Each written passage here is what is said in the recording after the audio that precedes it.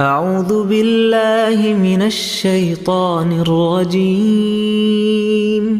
بسم الله الرحمن الرحيم. يا أيها المزمل قم الليل إلا قليلا نصفه أو انقص منه قليلا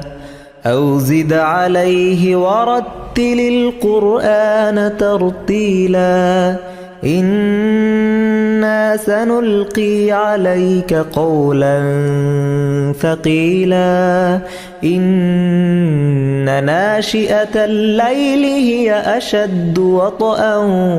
وأقوم قيلا إن لك في النهار سبحا طويلا واذكر اسم ربك وتبتل إليه تبتيلا رب المشرق والمغرب لا إله إلا هو فاتخذه وكيلا رب المشرق والمغرب لا إله إلا هو فاتخذه وكيلا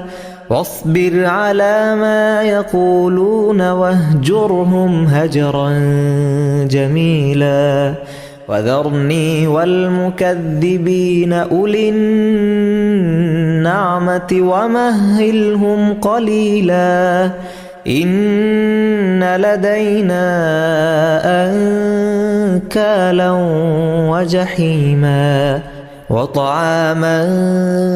ذا غصة وعذابا أليما يوم ترجف الأرض والجبال وكانت الجبال كثيبا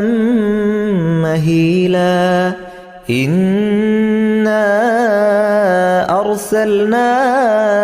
إليكم رسولا شاهدا عليكم كما أرسلنا إلى فرعون رسولا فعصى فرعون الرسول فأخذناه أخذا وبيلا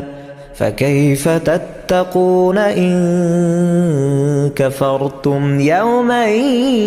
يجعل الولدان شيبا السماء منفطر به كان وعده مفعولا إن هذه تذكرة فمن شاء اتخذ إلى ربه سبيلا إن ربك يعلم أنك تقوم أدنى من ثلثي الليل ونصفه وثلثه وطائفة من الذين معك والله يقدر الليل والنهار علم أن لن تحصوه فتاب عليكم فاقرؤوا ما تيسر من القرآن علم أن سيكون منكم مرضى وآخرون يضربون في الأرض يبتغون من فضل الله وآخرون يقاتلون في سبيل الله فاقرؤوا ما تيسر منه وأقيموا الصلاة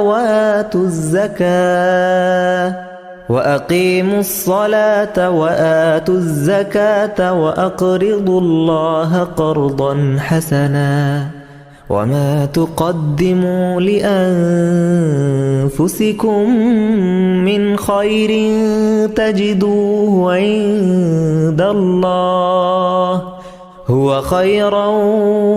وأعظم أجرا واستغفروا الله إن الله غفور رحيم.